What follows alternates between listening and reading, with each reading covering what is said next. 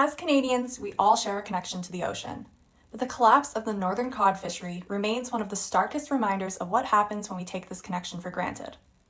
Once teeming with life, the northern cod population in Newfoundland and Labrador were pushed to the brink by overfishing and mismanagement, and they still haven't recovered to this day.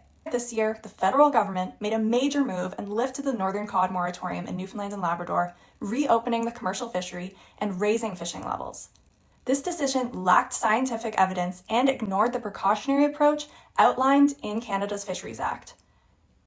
Cod were once the lifeblood of Atlantic Canada's economy and culture. For centuries, they fed nations, supported families, and built thriving coastal communities.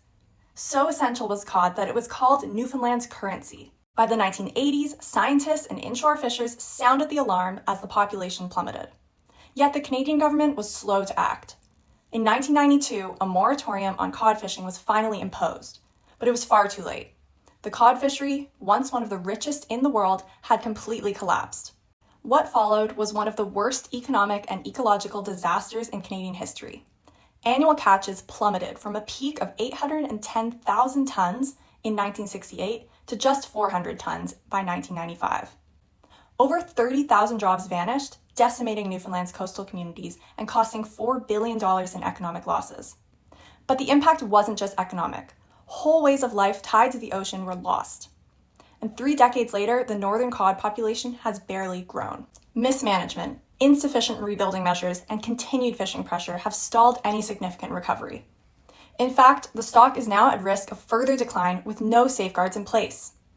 But we have the tools and knowledge to rebuild. Research shows that in just 11 years, a fully rebuilt northern cod fishery could create 16 times more jobs and be worth up to 5 times its current value. Short-term gains from reopening and increasing the fishery pale in comparison to the long-term social, economic, and environmental benefits of recovery. We can't afford to repeat the mistakes of the past. The great abundance of Canada's oceans were lost in one lifetime, but we can rebuild them in ours.